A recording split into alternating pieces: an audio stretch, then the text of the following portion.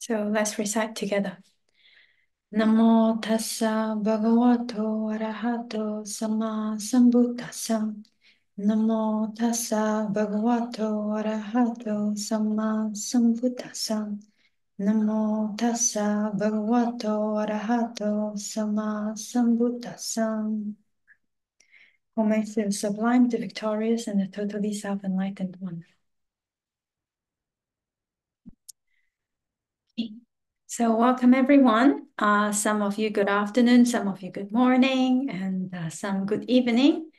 And today we are going to continue from the compendium of the requisites of enlightenment. Last week we have already talked about some of them. Now, Bodhipakya are the requisites of enlightenment, right? So those are the states which are very conducive or very beneficial or very helpful for the attainment of enlightenment. And the first one is the Satipatthana, the mindfulness which is established on four foundations, right? On the body, on the mental feeling, the Vedana, and the mind, Chitta, and on Dhamma. No? And then the second one that we have seen is the Samapadanas, the supreme effort, the four kinds of right effort. They are the effort to avoid those akusala that has not yet arisen in the mind. And the second one is the effort to abandon or overcome those akusala that has already arisen. And the third one is the effort to develop those kusala that has not yet arisen. And the fourth one, to maintain and further develop those kusala that has already arisen. So these four efforts in ultimate reality is only one viriya, right? So now we have seen that sati is important, viriya is important for the attainment of enlightenment. Then we have also seen the idipadas, means to accomplishment, and we have four here. And then we have another group that we have also seen that we are very familiar with them, the indriyas, no? The five indriyas. Sati, Sada, Panya, Viriya, and Samadhi, no? So these five of them, the five indriyas, they are the same as the next group that we have already seen also as the bala, no? So these five, when they are well developed, then they become very strong. So here again, this whether it is indriya or whether it is bala, when it is included in the Bodhipakya section, it is only those that are conducive to the attainment of enlightenment. So when we see that there are 9 balas in the last section that we have looked at, the mixed category, so those that are not conducive for enlightenment are not included here. Okay, so until here, those are all the states that we have already seen in the Bodhipakya section. And today we are going to start with the Bojjhangas. The 7 of them, each of them will be called a Sambojjhaṅga. So a prefix, some, is added to each of them. Later we will see. Now first, just let's look at the word Bojjhaṅga. Bodhi here means one who knows or one who is enlightened. And anga is a constituent or part, and that means Bojjhaṅga means a group of mental states that help one in achieving enlightenment. That's why they are called factors of enlightenment here. And each of them, as I said a little bit earlier, each of them is called Sambojjhaṅga. This some prefix, some is included or is added to the word Bojjhaṅga. Sayadaw U Silananda says that this prefix is added maybe for the intensification of the root of the Pali word, but practically the purpose or the practical purpose of Bojjhaṅga and Sambojjhaṅga, the meaning of them, they are basically the same. Okay, so let's look at which 7 are they. Now, the first one is Sati Sambojjhaṅga. Of course, we all know that sati is very important for the attainment of enlightenment. Without sati, it is not possible.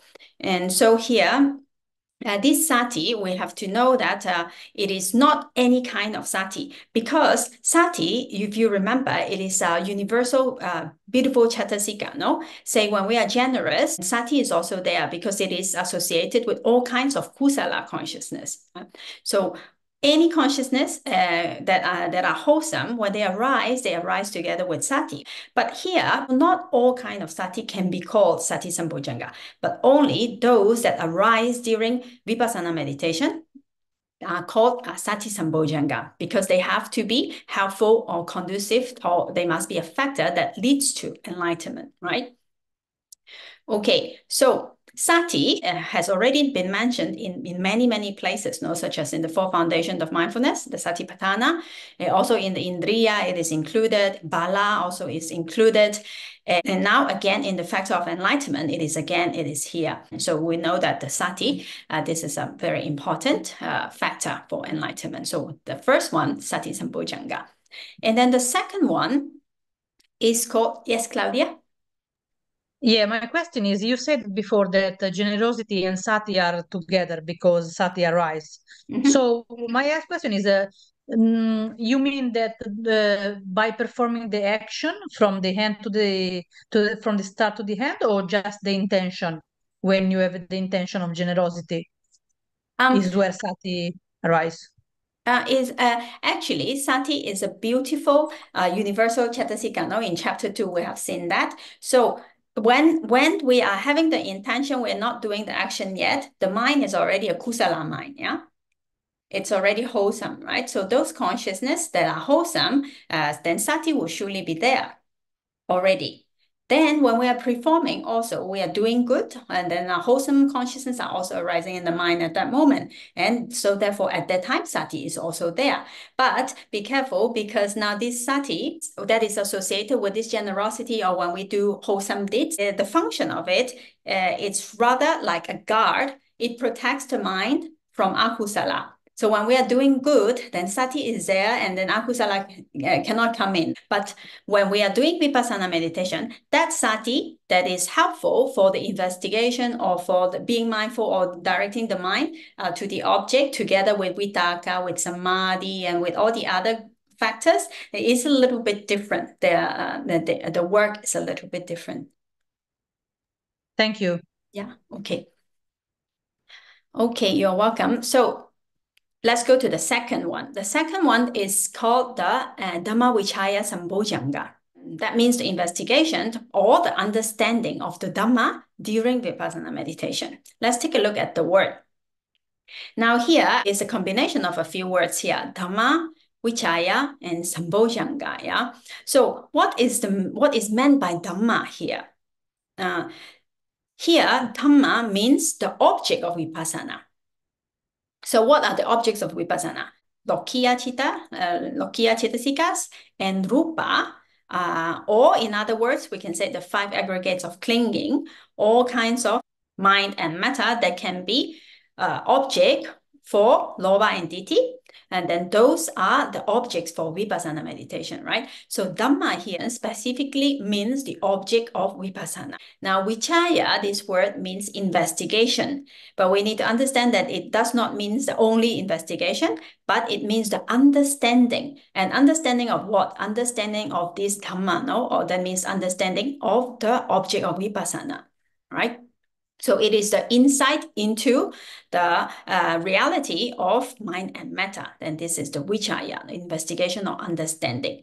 Then sambojjhaṅga is the factor that is accompanying vipassana meditation. So in ultimate reality, Dhamma Vichaya Sambojjhaṅga is wisdom cetasika, or amoha, or panya.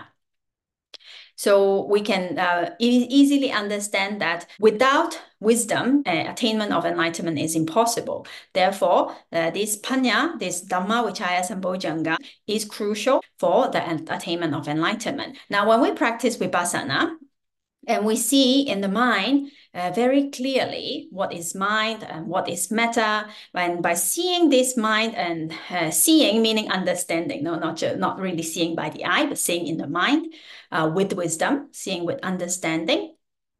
When we understand what is chitta, what is cetasika, and what is rupa, and then we have no confusion about this reality, then what happens? Then we understand slowly, we can see that there are only mind and matter arising and disappearing, arising and disappearing, arising and disappearing, no? So when we practice and we keep watching and we keep watching, then we come to this understanding that there is actually no self there. There's no atta. Atta does not exist. It's only mind and matter arising and disappearing according to condition. Then we come to the understanding and seeing that the atta does not exist. It's only a natural process of mind and matter, cause and effect. So when we understand in this way, then one is said to have Dhamma Vichaya Sambojjhaṅga. So this is the meaning of this investigation, Dhamma, investigation of the object of vipassana, no? Dhamma Vichaya Sambojjhaṅga. Okay, so that's the second one. Now let's see what is the third one, the third element or state, which is very important for the attainment of enlightenment. And that is Viriya Sambojjhaṅga. So effort, which is a factor of enlightenment, the four kinds of right effort. And this effort or this energy, it must be a balanced effort. So not too much nor too little in order for it to become a Sambojjhaṅga. So this is the effort or viriya cetasika that accompanies vipassana meditation. That's the third one, viriya sambojjhaṅga. Now the fourth one is piti sambojjhaṅga. Piti means joy. So the joy which arises during vipassana meditation, it is a piti which arises in regard to Dhamma, because we are practicing and we are looking at the Dhamma, investigating the Dhamma, and then the mind becomes clear and becomes happy and becomes joyful because of the practice. So this kind of piti or joy is also very important for attainment of enlightenment. How beautiful is it, right? That we have to be joyful and we have to be happy, and this joy and happiness is leading towards the attainment, right?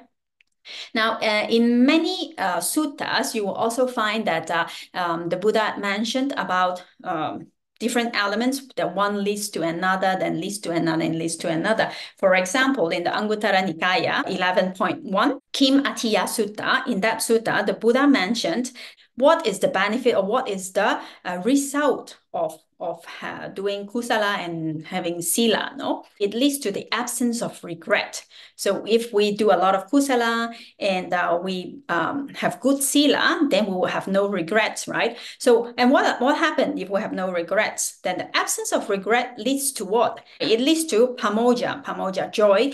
And then joy, pamoja, leads to piti, rapture. Here is translated in English as rapture.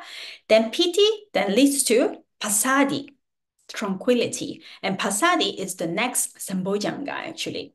So when there is wholesome mind, when there is good morality, there will be no regrets. Without regret, the mind is joyful. And when the mind is joyful, it leads to piti, rapture. And with piti, it leads to tranquility. And the mind is joyful and is peaceful and is tranquil. And then in this sutta, Anguttara Nikaya that we're talking about, it further described, then with passaddhi, it leads to sukha, pleasure. Then pleasure leads to what? Leads to samadhi. And samadhi is the next sambojjhaṅga, samadhi sambojjhaṅga. Then after that, samadhi leads to what? Samadhi leads to yathabhuta jnana dasana. That means the knowledge of things as they really are.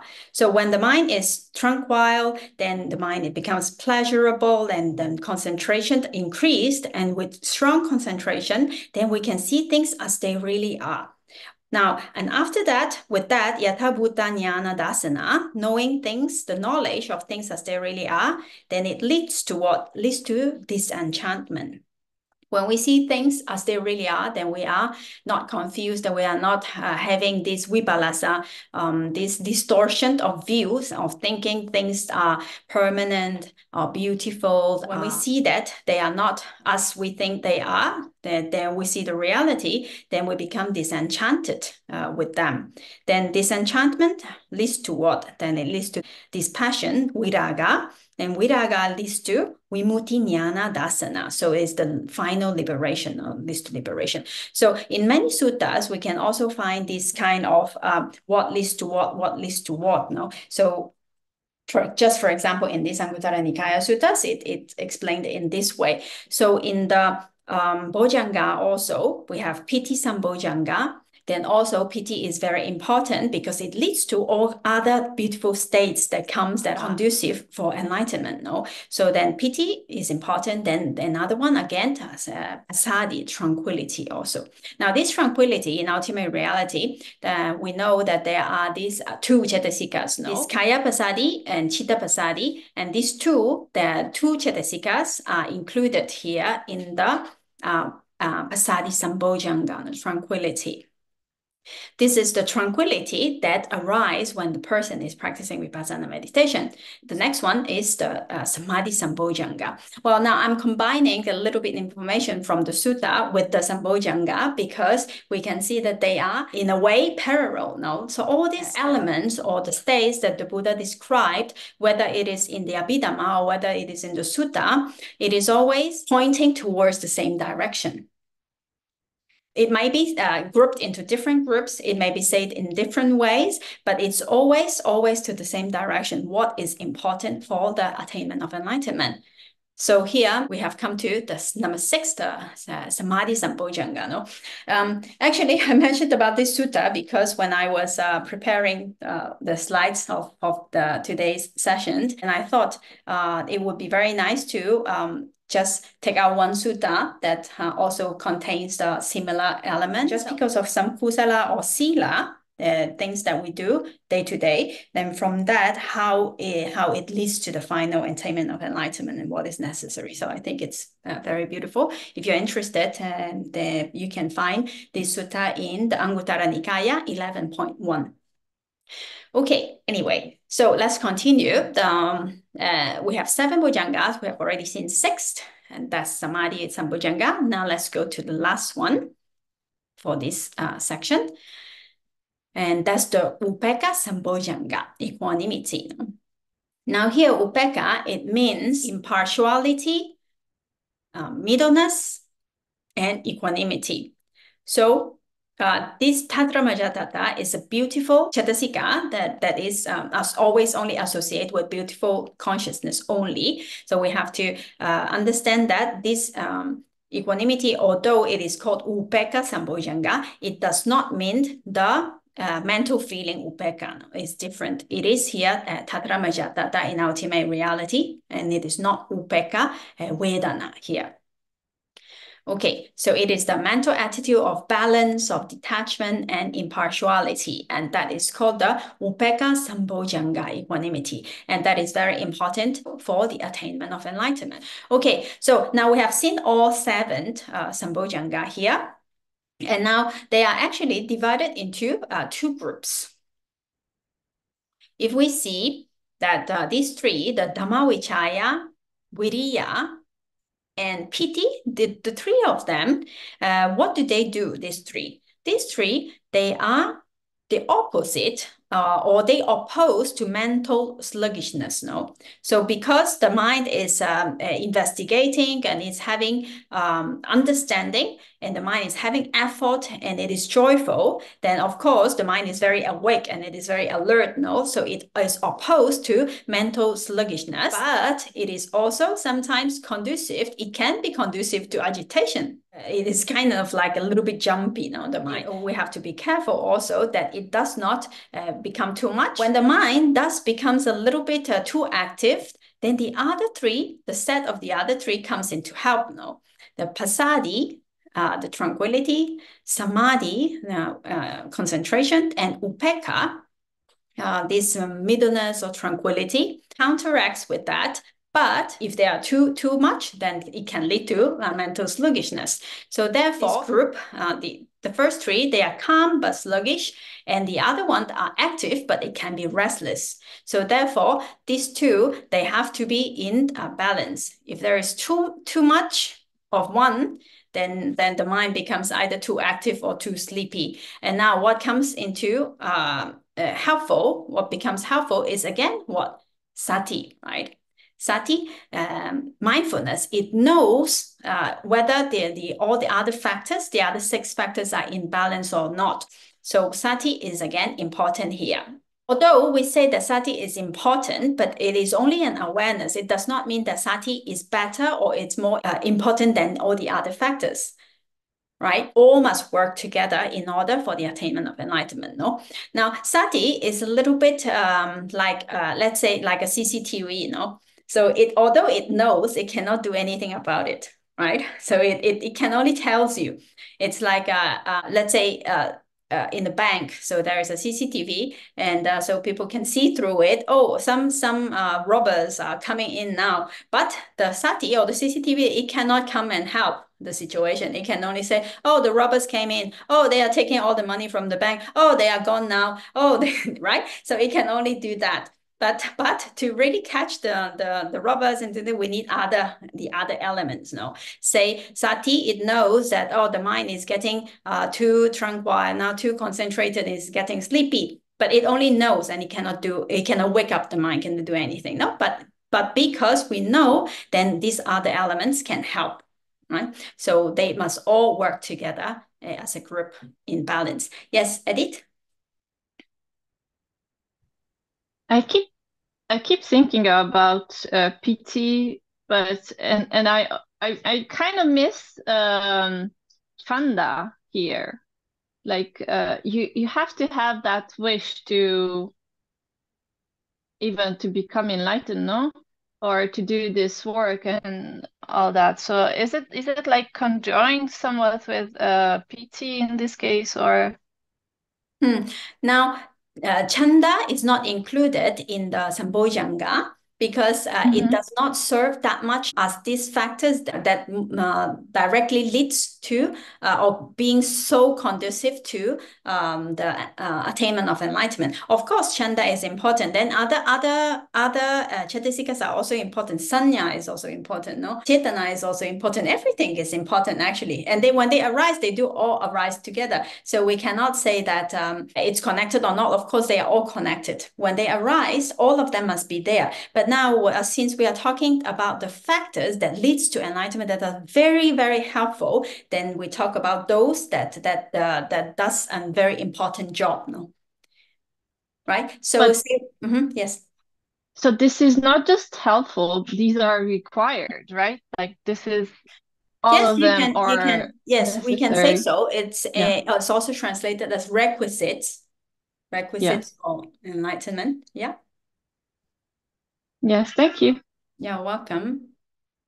So with this, we have finished with the 7 Bojjhangas. The next group we are going to look at is the Magganga, which we are also very familiar with again, and we have looked at it many, many times. So as we all know, Noble Eightfold Path, 8 factors, 8 path factors, the Magganga, we have right view, right thought, right speech, right action, right livelihood, right effort, right mindfulness, and right concentration, right? Okay, in ultimate reality, what is right view? Still remember? Which cetasika? Right view. Pañña. Pañña, right. Thank you, Wisdom, Amar. yeah. Yes, thank you. Right. So right view is pañña. How about right thought? Vitakka. Vitakka. Thank you, Amar. Yes, right thought is vitakka. And then right speech, right action, right livelihood. They are the abstinences, the virati, the 3 virati. Yes. Now, how about right effort?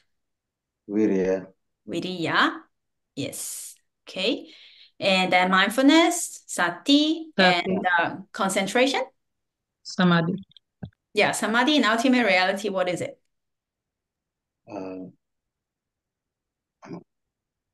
Ekaggata. Ekaggata, right? Yes, yes. So in samadhi, it's concentration, but in ultimate reality, samadhi is ekaggata. No, there is no one cetasika called samadhi. No, that's ekaggata that is well developed. So one-pointedness. Yeah. Okay. Now the Noble Eightfold Path, it is divided into sila, samadhi, and pañña. No, the different elements they are divided into 3 parts: sila, samadhi, and pañña. Right, the 8 of them. So right view and right thought, they are included in the pañña group, and the right speech, right action in the sila group, and right effort, right mindfulness, and right concentration are included in the samadhi group. Yeah. Now here, samadhi is the same samadhi here, samadhi right view. It is the same as Dhamma Vichaya among the Sambojjhaṅga. In this Maganga, we need to understand it in this way. It is the understanding of the Four Noble Truths and the understanding of the law of karma, understanding of anicca, dukkha, and anatta, understanding the nature of mind and matter, and all these are called samadhi here, no? Then in ultimate reality, pañña, yeah? It's easy to understand that why it is included in the pañña group. But how about right thought? So why is vitakka, samasankappa, included in the pañña group? Now, Sayadaw Usilananda explained that it is because vitakka has the function of taking the mind to the object, no? So if vitakka does not take the mind to the object, then pañña cannot arise. Now, if vitakka does its function, then the other citta and cettasikas cannot have chance to understand the object properly. So therefore, right thought, in this case, it is included in the pañña group because it is helpful for bringing the mind to the right direction. Previously, we have seen that right thought includes also the thoughts of non-harming, the thoughts of renunciation, and karuna also, no? So all this, it is the right thought is directing the mind towards the right object and right direction. Therefore, it is included in the pañña section, right? Okay, so sila section is easy to understand. Right speech, right action, and right livelihood is all included in the sila section. And samadhi group. Now, right concentration, it is samadhi, but effort and mindfulness, they are not samadhi, no? But because we need right effort, samavayama, and samasati in order for right concentration to arise. So therefore, they are grouped together here in the samadhi group. So yes, so therefore, they are grouped in this way. And now, during vipassana meditation, do you think all of them arise together? All these eight path factors during vipassana meditation. Delawa said no, right? Yeah.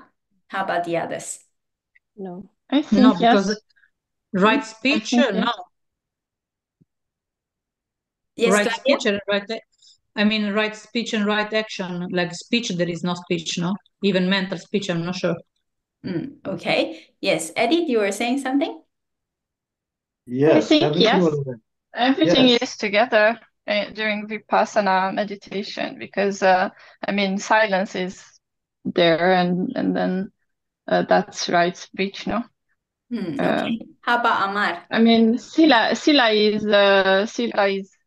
I think it's there. Yes, I said yes. You said also yes? Yes, Delawa? Yeah. I think it's only during the path of fruition moment after Okay. practicing vipassana. Thank you. Thank you, everyone. Okay, so actually, when we are practicing vipassana meditation, this right speech, right action, and right livelihood, they do not arise at that time, at the moment when we are practicing vipassana meditation.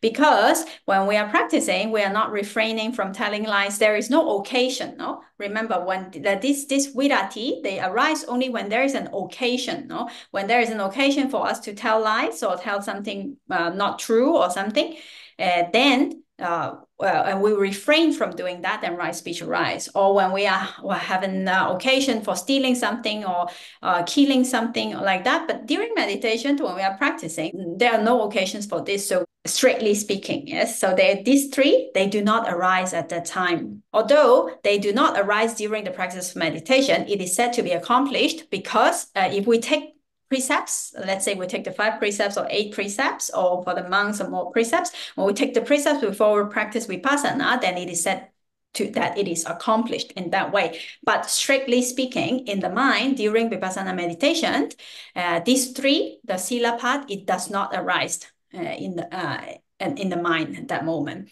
Yeah, okay. So during meditation, during the vipassana meditation, before the attainment of magga and phala, which as Delawa said, only during magga and phala, then all of the 8 path factors are fulfilled and they are all together, no? But there is also an exception. We'll go to that later, yeah? Okay, let's talk about these 5 first. When we are practicing Vipassana meditation, only these 5 are working. So these 5, they are actually called pañcakkhandha. Pañcakkhandha. Pañcakka means worker. So they are the workers for the workers' path factors. So these 5 are actually doing the job. No? They are the ones who are really doing the job. And there is effort, there is mindfulness, there is concentration, and then there is understanding. So at every moment of proper Vipassana meditation, then these 5 are working properly and working in balance together. Yeah. Okay. So that's the former path. Since we have not arrived to the path, the Magga Chitta yet. So that's the former path. So when we are practicing, so in that case, only these 5. However, all the 8 factors, they arise together at the moment of Magga and Phala. But of course, only until one gains enlightenment, then we really refrain from killing, stealing, for good. No? Now, in normal situations, in the same chitta, the right speech and right action and right livelihood, the 3 of them never arise together because their occasion is different. No? When we are refraining from killing, then we are not telling lies or doing anything. The occasion is different. So the 3 of them, they arise according to occasion in general sense in the daily life, right? But in Magga and Phala, when one gains enlightenment, one really refrain from killing, stealing, and wrong livelihood for good. Therefore, the 3 of them arise together as path factor. And only at this moment does these 3 arise together, actually. Strictly speaking, during Vipassana meditation, before arriving to the Magga and Phala, it is called upādānakkhandha Magganga. So the former path factors, or we can also call it Lokiya Magganga, mundane Magganga. So not really the real super mundane Magganga yet. Not the 8 factors that accompanies Magga and Phala chittas. They are the worker path factors, no? The Karaka and Maggangas, no? And then when we practiced the mundane Magganga step by step in order to attain the Lokutara, the super mundane Magganga, at that time, then when we arrive, then all 8 arise together, except for those path chittas, Magga chittas that are associated with jhana. Do you remember about the jhana factors? Vitakka, vichara, piti, sukha, and ekaggata, right? So we always say that these 8 path factors, they arise all together at the same time during Magga and Phala chitta. But if the Magga chitta is associated with the second jhana, then vitakka is not there. Yes, because in the second jhana, there is no vitakka, only vichara, piti, sukha, ekaggata, right? So in that case, then among the 8 factors, then vitakka will not arise, then only 7 at that time. And also with the 3rd jhana, 4th jhana, and 5th jhana, Lokutara chitta, so Magga and Phala chitta that is associated with 3rd, 4th, and 5th jhana, vitakka also does not arise. Then in the same way, in the 4th and in the 5th jhana, Lokutara chittas, piti also do not arise.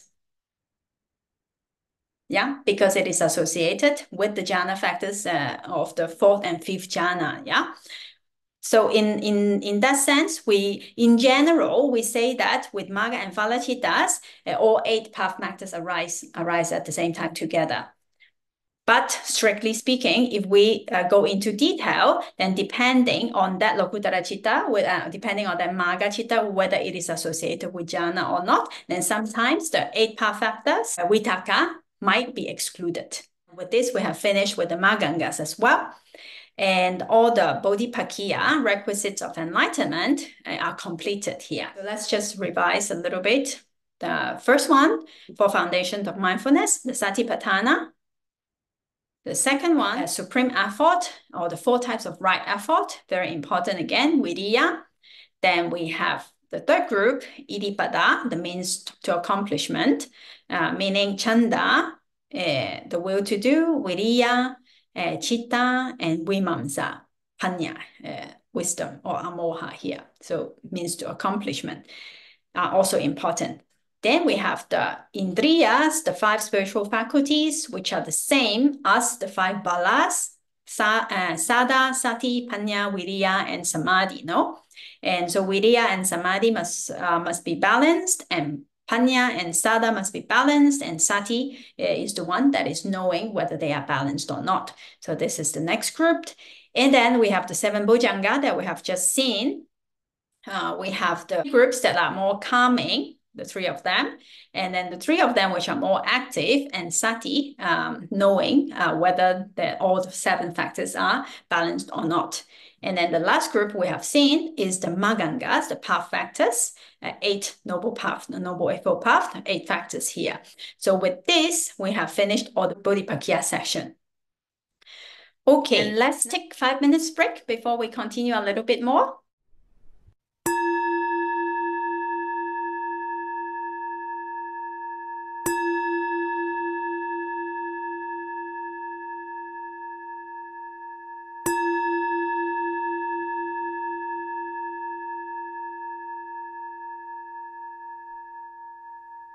Welcome back. We will continue with the next section, which is Sabha Sangaha. That's the compendium on all. Now, in this compendium, in this section, it is called Sabha, meaning all or whole. Here it means the categories which include all Paramattha Dhammas. Or 4 ultimate realities are included, all Paramattha Dhammas. Sometimes it is said that 72 kind of Dhammas are included here. So what are they? The first one, the Chitta, we take it as a whole, so one as one, because they're all Chitta, they all have the same function or characteristic of like to know something, no? Or to be aware of something. So we take Chitta as one. We have 52 Cetasikas, and then we have 18 Rupa, concretely produced matter. And then we have 1 Nibbana, no? So here, all these 72 kinds of Dhammas or states will be included in this section. Now, the first group in this Sabha Sangaha will be something that we are very familiar with already. That's the 5 aggregates, pañcakkhandha. It's divided into the vijnānakkhandha, consciousness aggregate, vedanakkhandha, feeling aggregate, saññakkhandha, perception aggregate, saṅkhārakhandha, mental formation aggregate, and rupakhandha, the meta aggregate. Oh. So when we talk about the 5 aggregates, here this word khandha, pañcakkhandha, this word khandha, it means a group. So they are grouped in a different way.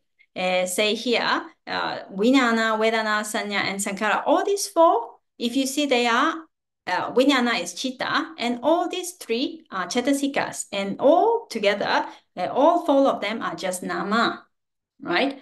And rupa, it's rupa itself. So we can see that it is actually just nama and rupa, but they are further divided into different categories. So nama and rupa, in very simple words, 2 words, and then we include everything here. Or we divide them into chitta, cetasika, or rupa. So with the 3 categories, and we divide the same things, but divide it a little bit further. And in the pañcakkhandha, the 5 aggregates group, we further divide it into a little bit more. So chitta, that is the vijnana, then cetasika is divided into 3 groups, 1 vedana, 1 sañña, and all the other 50 cetasikas are called the saṅkhāra khandha. And the rupa, the 28 rupas are included here as the rupa group, no? So they are actually talking about the same thing in different categories. Now, there are something here that we need to be careful of. The khandha, the group here, this group, it does not mean a physical group. So it does not mean that, for example, this rupa khandha, it does not refer to the 28 material properties as a whole. So it's not like a grouping of the 28 types of material quality is called rupakhandha. It's not like that. Actually, each material property, each one of them is called a rupakhandha.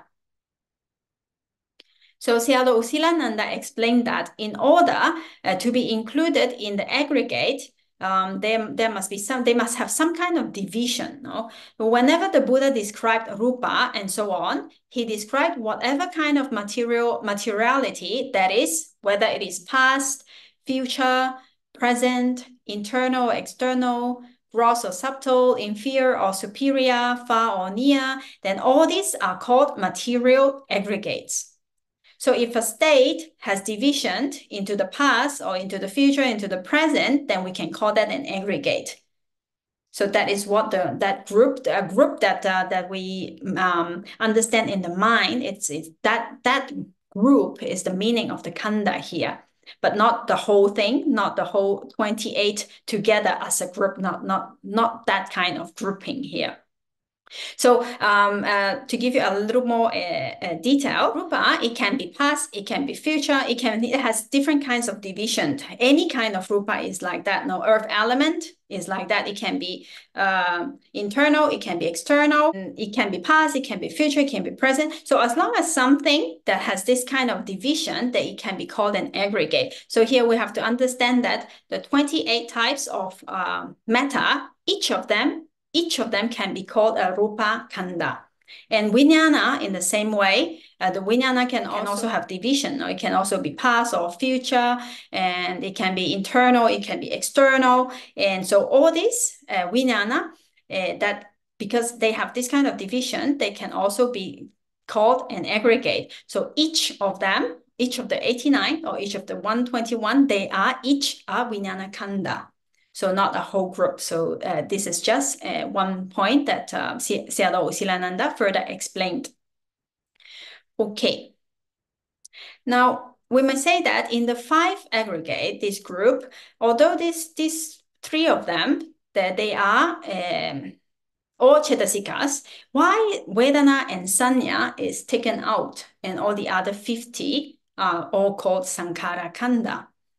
So it is said that the Buddha's teaching are for becoming dispassionate towards samsara, no? Towards existence, towards the continued round of existence, staying again here, again and again, rolling on, right? So Vedana and Sanya, they are 2 important factors that is said to prolong the existence in samsara. That is why these 2 are picked out from the other cetasikas and made into a separate aggregate itself. Now, Vedana is what experience or what enjoys the object, no? But in order for Vedana to enjoy or to fully experience the object, and it needs Sanya, right? So Sanya is, it supplies a little bit of like spices for Vedana to experience the flavor of the object. And we are deceived by Sanya to perceive things as beautiful, as permanent, and like that. So therefore, Sanya and Vedana, these 2 are said to be prolong our state in samsara, our existence in samsara. When we understand things wrongly through Sanya, that things are good, they're beautiful, then they are permanent, then Vedana enjoys the object, and the tanha arise, no, craving arise. So because of craving, then there is clinging, and again there is like there is bhava, so tanha, paccaya, upadana paccaya bhava, no? Then bhava, which is karma, then we do good, we do bad because we like it, then existence in samsara goes on and on and on and on. Therefore, this Vedana and Sanya are said to be factors that prolong our existence in samsara. Therefore, they are important for vipassana meditation, vipassana practice. Therefore, they are taken out here as 2 separate aggregate here. Now, for sankhara here, that are the rest, the 50 cetasikas, except Vedana and Sanya. Yeah. So among these 50 cetasika, cetana is also included in this Sankhara Khandha.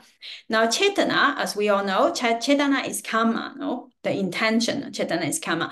Now, in prolonging some suffering in samsara, again, cetana is a very active factor. The Chetana is also very important.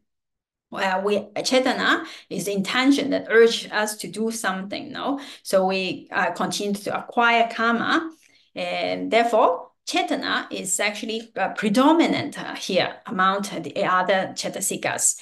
So Sankhara group here, the pañcakkhandha, mental formation aggregate, sometimes we can also call it, or we can understand it to mean the aggregate headed by Chetana, or the aggregate that has Chetana as its head. So it's Chetana here is important, and of course all the other Chetasikas that also arise together and are included in this group. Okay. Of course, Phassa and all other are also important, and so they are all included here. But we need to understand that for the Vipassana practice, for the prolongation of existence in samsara, Vedana, Sanya, and Chetana, they are the three important factors. Okay. Now, here in the 5 aggregates, all nama and rupa are included here. But we say that in this Sarva Sangaha compendium of all the states, including the 4 ultimate realities. But although these 5 aggregates are included in this group, in this case, Nibbana is not included in the 5 aggregates because there is no division. As we mentioned a little earlier that in order for something to be called an aggregate, it must have some division into past, present, future, internal, external, etc. No, so since Nibbana does not have this kind of division, it is not included in any of the aggregate.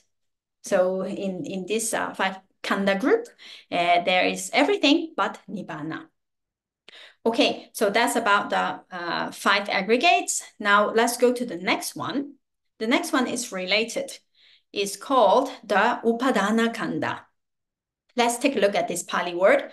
Upādāna, upa means firmly, this prefix, and adana means taking. So upādāna is a strong attachment or strongly taking the object. Strong attachment or strongly taking the object is called upādāna. And khandha is the aggregate. So here upādānakkhandha means the aggregate of clinging. Aggregates that are the objects of clinging. Something that is an object, something that we can cling to. Yeah. Okay, so let's say upādāna, clinging or grasping. What is it in ultimate reality? It is actually lobha cetasika that has developed into a very high degree, and it becomes upādāna. So a strong attachment or the strong taking of the object, and what does that? What has a strong attachment, or what cetasika strongly takes on the object? That's lobha, developed into a very high degree, and it's called upādāna. In the earlier session, we have already looked at the upādāna, and if you remember, it is compared to a snake swallowing a mouse. No, once it has taken the mouse in its mouth, it will not let go. So upādāna is in the same way. When lobha reaches the stage of upādāna, it will take a stronghold on it, and it cannot give up. That kind of firm or strong attachment to the object is called upādāna. Now here, in that last section, we have seen that there are 4 kinds of upādāna. What is that? They are clinging to sense desire, clinging to wrong view, silapata paramasa, clinging to the wrong practice, and then clinging to the opinion of atta. No? Attavadu upādāna. We have the idea of self. No? So in ultimate reality, with these 4 upādāna, is not just only lobha here, but it is also ditthi, right? Lobha and lobha plus ditthi, because for silapata paramasa and wrong view also, and also the clinging to the opinion of atta, and all these are ditthi. Yeah. So in ultimate reality of upādāna, there are 2, lobha and ditthi. Okay. So in this case, we are talking about the 5 aggregates of clinging, no? Therefore, 5 aggregates of clinging, then what is the difference between 5 aggregates and 5 aggregates of clinging? Now we should understand that the difference between khandha, only the 5 khandha, pañcakkhandha, and upādānakkhandha, the difference is whether they are object of lobha and ditthi or not. Yeah, okay. Now, what do you think? What can be the object of lobha and ditthi among nama and rupa? Or let's say what can be not? Only nibbana cannot be. Only nibbana? Okay, let's see. So how about let's say kusala citta or kindness or panya and all this, can that be object of lobha and ditthi? Is it possible, do you think? Yes, it is. Possible, right? Unfortunately. Yes, of course, being generous or being kind or even wisdom itself is not agusala, is not lobha, is not ditthi, but they can be object of ditthi, right?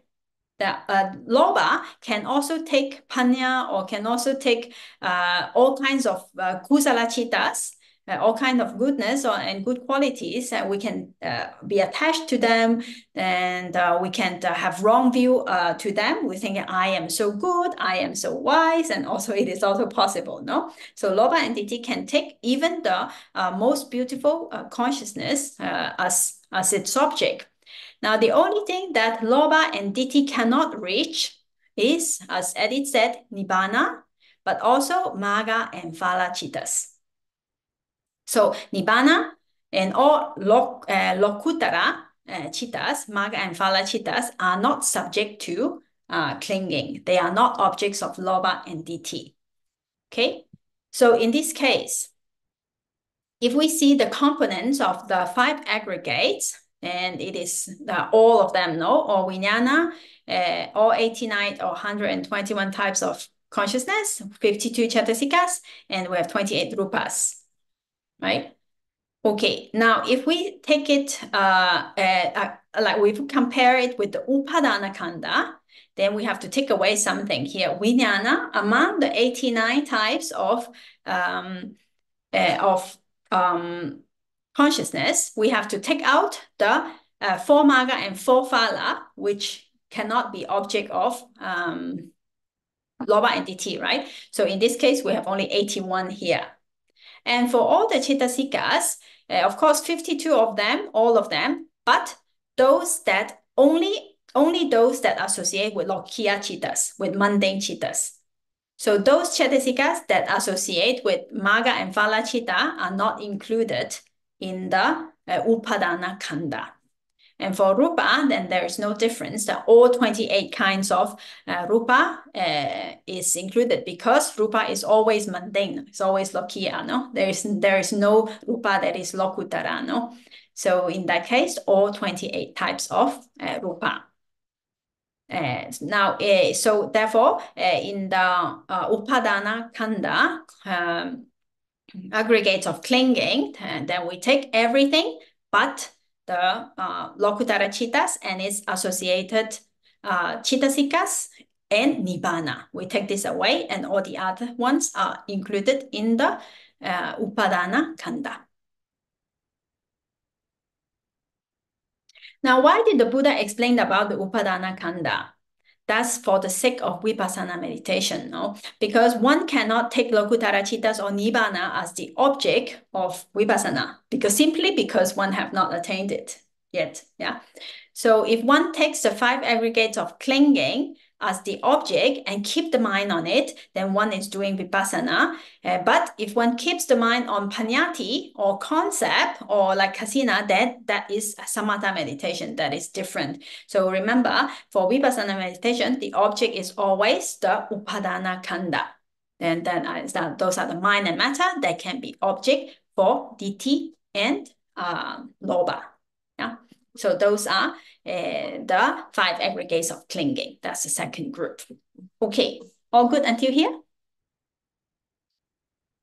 Okay. Yes, Claudia? Sorry, it took me a while to press the button. I just want to ask you a question. Before you said that anything is possible to get attached to, but is also possible the contract there that you engage, let's say, let's use the word engage with the, for example, sensual pleasure, and you are not attached to it in a if we are not attached to it, then then it might not even be a sensual pleasure in that case. Let's say it is possible, for example, the Arahats and the Buddha, they also eat. Yeah, they also have to take food in order to maintain the body alive. But how they take the food is very different. If we say sense desire, then it's usually we understand it to be associated with loba, no? Like with liking and with akusala chitta, with loba. But when the arahants and when the Buddha, when they eat food, they do not eat with a mind that has attachment towards the food. They take the food because it is necessary and because it maintains their body, and they take it without loba. So they don't take food with this kind of a desire or mind like that. So we don't call it sense desire, let's say, but it is, of course, it is a sense object. Food is a sense object, but it's the mind that how the mind take it, that is what counts, and that is what is important. And thank you for your answer. But I just have another question. Like, let's say that we take the case of something that is not necessary as a food. Let's say that we say human relationship, friendship or partnership. There is any chance that somebody live in equanimity with another being without get attached to it? Yes, of course it is possible. The Buddha and all his disciples, they live together. I mean, the arahants, they it's not like once a person is enlightened or have no attachment, then he or she has to cut off all kinds of relations. It's not like that. That let's say Ananda once asked the Buddha, Lord Buddha, is the Kalyanamitta, the spiritual friendship, is it that important, like half the path or half of the path? And the Buddha said, no, it's the full path, right? It is that important. Spiritual friendship is the whole path, right? So it is very important. But again, it is something that the attitude of the mind or the mind state or what kind of consciousness that we have studied in chapter 1, all kinds of consciousness. Now, what kind of consciousness arise when we associate with the other person? If there is for normally for Bojjhaṅga, for non-enlightened beings, that it is very easy for us to fall into attachment and liking and all these things because we still have a lot of defilements that we have not been able to get rid of yet, right? But for an arahant and the Buddha, then there is no more defilements there. Then they treat each other with purely metta, with karuna and with upekkha, and with all with this kind of mind state, they relate to each other, and those are without attachment. Thank you very much. Welcome. Thank you. Yes, Delawa? But it does actually change how we relate to other people, right? Because there is, for example, a story about an anagami who had a wife, and after some time he just avoided her. But I don't know, she was, I think, distraught by that, but he just wasn't interested in that relationship in a way. So he, I think, also became a monk after a while. I'm not quite sure about that story anymore. But it's not that they become mean, but they just become disengaged, I think. Like now, Now, there are different, like suttas is like Sayadaw Ukam Sacharama, Abhidhamma teacher, and Dhamma teacher. He says that sutta is like case studies. It's also very interesting when we look at different suttas and then we understand and we try to understand what happens and what like cases, no? So in the case that Delawa is talking about, and this householder, he became an anagami. And of course, remember, when we study Abhidhamma, we understand that when a person becomes anagami, what kind of defilements are being eradicated? All sensual desire, no? Sensual Those are desire. also eradicated. All kinds of sensual desire are eradicated already. So therefore, he has no more sensual desire. So as he was a householder, so he has a wife. So he's not interested in any sexual relation with his wife anymore. He's treating his wife like a sister, according to that sutta, in that way. So not like those, not like a relationship of husband and wife anymore, but instead the loving kindness of like a sister. So because he became an anagami, then later on, yes, in that story, and then he became a monk, and then his wife also he said, in that case, I will also practice, and then she became a nun, and then she actually became an arahant in that story. Yeah, so for that case, it is like that. Now, I'll tell you another case. A young lady, I hope I remember well, and she is the daughter of a rich man. He does not allow the daughter to go out here and there like that, so she always stayed at home. And but she is already a Sotapanna at that time. And then one time she met a hunter that comes around, and she got married with that hunter. She fell in love, like love in the first sight, and then she saw him, and then just went away with him, and she got married with him, and they have children. So, but already she's a Sotapanna, but that is a different case because a Sotapanna has not eradicated all kinds of sense desire yet. Yeah, so that's a different case. So it depends on the stage of development the person is. And so with the study of the Abhidhamma, then this becomes very clear what happens. No? Yeah, all right. Yes, Edith? Just very similar to what you were saying right now. I just wanted to say that an anagami and an arahant, we keep giving these examples, but these are like just really high standards, right? Even on the path.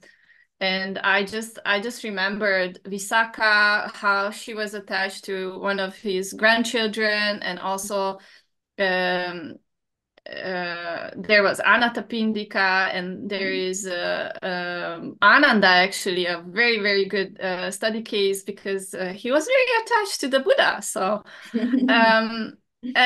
like, yeah, so I mean, just coming more closer to, I guess we can reach, or I mean, not arahantship or anagami states. Like I think yeah, it's possible to have relationships and so on, like what Claudia was saying. Mm-hmm. Yes, I think it is important that we understand that getting enlightened or having no attachment does not mean that one has no more relationship with other people, but instead we have a more pure relationship with other people, with better relations, or more without defilements. I think those can be even surely. Now because we are not there yet, then we cannot imagine how it is. But it does not mean that that we are not interested, we are cut off, and we are all alone. And it is, I don't think it is like that. One time, I remember a friend. She said that if getting enlightened meant that I don't care about anyone anymore, or I have no more relationship, then I don't want that. No, it's like, but it is not like that. That's a wrong understanding. Yeah, and then we have real, at that time, is real metta, is real loving kindness. All kinds of the most beautiful the states will all arise there at that time. So imagine that kind of relationship. I think is so much more beautiful. Yeah, until then we will understand. Yes, Sanda? I just want to add just one thing that I think for me, since I practice, I kind of learned how to love properly, what love is, and not attachment to other people actually is. So it's so slowly we step by step we get closer to that kind of pure relationship, no? Sadhu, sadhu, sadhu. Yes, thank you. And Sanda? Are there more details about what you said earlier about Kalyanamittata is the whole path? Because for me it was surprising to hear that because of the nature of one for monks to get isolated, or even in the case of Pacceka Buddhas. And if you have more details, please do share. Yeah, I don't remember exactly in which place, but I will find out. And also, this word Kalyanamitta, it does not just mean any friends. It means spiritual friends. And the highest and the best spiritual friends in the time of the Buddha, it's mentioned to be the Buddha himself. So for all the monks, the Buddha is very important, no? Because he's the one who guides the way and who teaches and who gives the Dhamma. So that Kalyanamitta is very important. So that in a way, and all other spiritual friends who help us to develop in the path, and those are important. Yeah, so I will find out and then I will. Is it in the way connected to the idea of the Sangha? I think so. It depends on whether we're talking about the wide sense or the narrow sense of the Sangha. The narrow sense in this case. I mean, that makes sense. I understand the guidance part, but that fact that it is the whole path, the Kalyanamitta is the whole path, it was surprising to me. Thank you very much. Okay, so let me find out where is it, and then I will get back to you for that. Anything else? Anyone? No? All good? Okay. So since we have finished with the two categories, pañcakkhandha, 5 aggregates, and upādānakkhandha, now I think we'll stop here so we don't open another section. And then we'll leave the, just as an introduction, the next group we are going to look at are the ayatanas, meaning a base or house or place. Place for what? Those are the base for chittas, base for chitta. And so for this, we will leave it for the next section. Then later we will look at the 12 ayatanas. And then we will also look at the dhadus, but here elements. But all this, remember, we are just talking about the same ultimate realities in different groupings. No? So we will see how they are grouped in different ways. When they are grouped as a base, or when they are grouped as elements, or when they are grouped as aggregates, like that. So, but we are all talking about the same nama and rupa, same kinds of ultimate reality here. It's just different groupings. So we'll leave that for next week. Do you have any other comments or any other questions that you want to share? Yes, Yes. There are some teachers that say when the meditation is vipassana and samatha are done together, and so I get a little confused about that. So you mean some teachers say that samatha and vipassana are together? Yes. Yes, there is actually a sutta that talks about the different ways of practice. So sometimes there is one that is called samatha first and then vipassana later. And then there is another one that is purely vipassana. And then that is another one that is samatha and vipassana together. That's called yugananda, that going together. And so there are different types of practice. Some people, they practice jhana or samatha first, and then when they attain jhana, then they change to vipassana, and take those jhana chittas or jhana chittas as object for vipassana meditation and understand them as anicca, dukkha, and anatta, and the change into vipassana that way, So that's samatha first, and then vipassana follow, Then sometimes for other practice, samatha is not essential or it's not a must. So some people only practice vipassana without attaining jhana.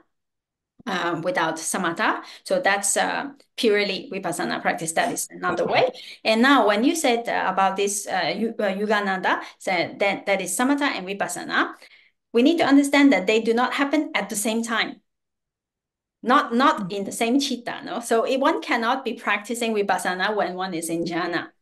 So it's never at the same time, but they go together. So one practice samatha to some extent, then it comes out from the jhana, practice vipassana.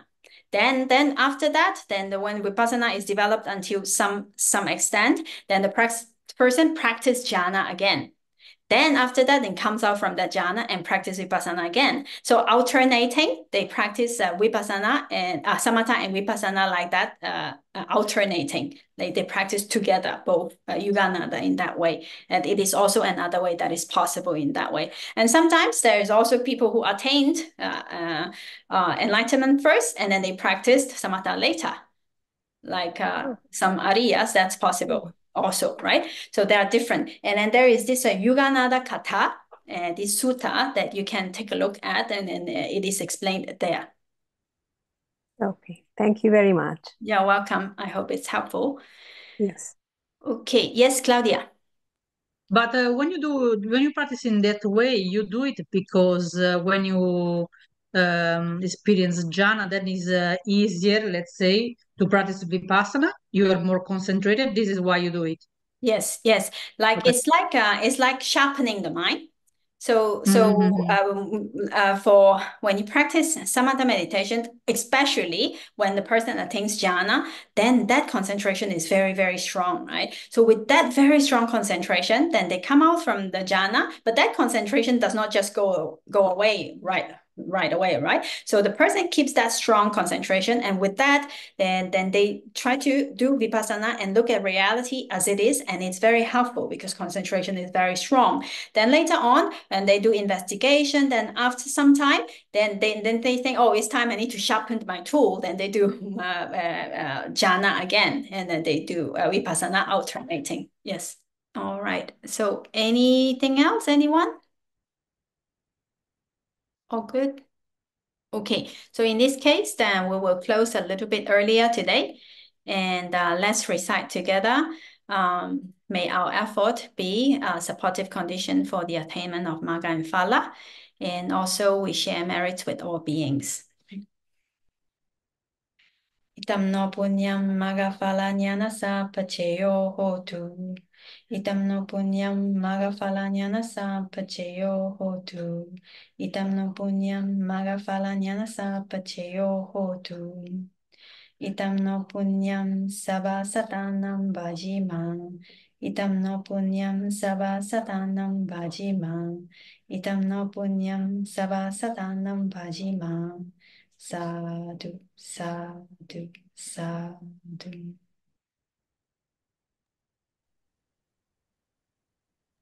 Okay, thank you, everyone. Thank you. Thank you so Have much. a very nice week. See you again next time. Yeah. Thank you too. Thank you. Okay, see you.